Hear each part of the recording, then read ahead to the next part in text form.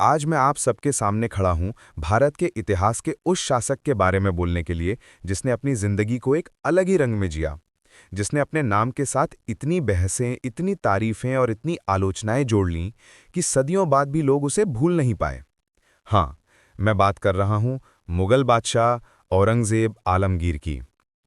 दोस्तों, जब हम इतिहास पढ़ते हैं तो हमें अक्सर अलग-अलग चेहरों से मुलाकात होती है। कोई नायक के रूप में सामने आता है, कोई खलनायक के रूप में, लेकिन असलियत में हर इंसान अपने समय का आईना होता है। औरंगजेब भी वैसा ही था। थोड़ा रुकता हूं क्योंकि सच कहूं तो जब मैंने पहली बार औरंगजेब का नाम सुना था तो मेरे मन में डर और सख्ती का ख्याल आया। लेकिन जैसे जैसे उसकी कहानी पढ़ता गया, मुझे लगा कि ये सिर्फ सख्ती की दास्तान नहीं, बल्कि त्याग, जिद, संघर्ष और आस्था की भी दास्तान है। औरंगजेब का जन्म हुआ 1618 में, गुजरात के दाहोद नामक जगह पर। वो सम्राट शाहजहां और मलिका मुमताज़ महल का बेटा था, यानी वही मुमताज़ जिनकी याद में ताजमहल बना। बचपन से ही औरंगजेब का स्वभाव अलग था। उसके भाइयों की तरह वो शानो शौकत, ऐशो आराम का दीवाना नहीं था। उसे किताबें, कुरान, फ़िक़्ह यानी इस्लामी कानून पढ़ना और तलवार चलाना ज़्यादा पसंद था। कई बार मैं सोचता हूँ अगर मैं उसके ज़माने में पैदा हुआ होता और उसे देखता तो शायद मैं कहता, यार ये लड़का बाकी भाइयों से कितना अलग है। सच में वो अलग था। औरंगजेब ने बचपन से ही बहादुरी दिखाई। कहा जाता है कि जब वो सिर्फ 15 साल का था तब उसने हाथी पर चढ़कर ऐसा करतब दिखाया कि लोग दंग रह गए। उसने साबित कर दिया कि उसमें शासन और युद्ध दोनों की ताकत है। धीरे धीरे उसे सूबेदार बनाया गया, दक्कन का गवर्नर, गुजरात का गवर्नर और कई इलाकों का जिम्मेदार। वहां उसने प्रशासन भी देखा और युद्ध भी। दोस्तों, ये बात मैं बड़े जोश से कहना चाहता हूं क्योंकि ये किसी फिल्म से कम नहीं। जब शाहजहां बीमार पड़े तो चारों भाइयों में तख्त की जंग शुरू हो गई। दारा शिको, शुजा, मुराद और औरंगजेब।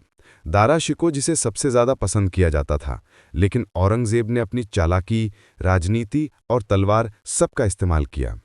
उसने दारा को हरा दिया, मुराद और शुजा को भी पीछे धकेल दिया और आखिरकार 1658 में वो बन गया हिंदुस्तान का बादशाह औरंगजेब आलमगीर। अब सुनो ध्यान से, औरंगजेब का राज बाकी मुगलों से बिल्कुल अलग था। जहां अकबर ने धार्मिक सहिष्णुता की नीति अपनाई थी, वहीं औरंगजेब ने इस्लामी शरीयत पर ज्यादा जोर दिया। उसने जजिया कर फिर से लगाया, मंदिरों पर नियंत्रण सख्त किया और कई जगह मंदिर तोड़े भी गए। अब यहां पर मैं रुकता हूं और आप सबसे पूछता हूं, क्या ये सही था या गलत? दोस्तों, इतिहास को सिर्फ सही गलत की नज़र से देखना आसान नहीं है। औरंगजेब के लिए ये उसका धर्म था, उसकी आस्था थी, लेकिन जनता के लिए ये बोझ था, एक तकलीफ थी। औरंगजेब ने अपने जीवन का बड़ा हिस्सा युद्धों में गुजार दिया।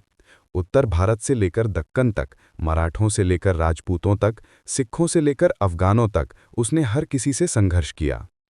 शिवाजी महाराज से उसकी टक्कर इतिहास की सबसे मशहूर कहानियों में से एक है।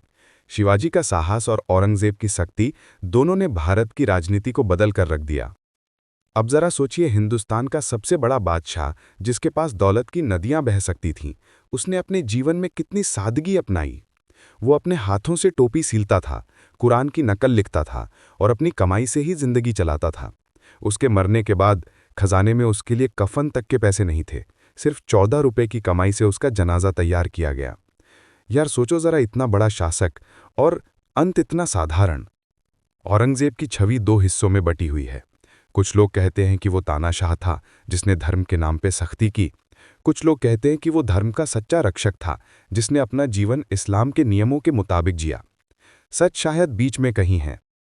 औरंगजेब का शासनकाल लंबा था, लगभग 50 साल, लेकिन जब वो मरा तो मुगल सल्तनत कमजोर हो चुकी थी।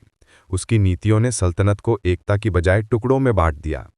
लेकिन उसकी ईमानदारी, उसकी सादगी, उसकी मेहनत, ये बातें भी आज तक याद की जाती हैं।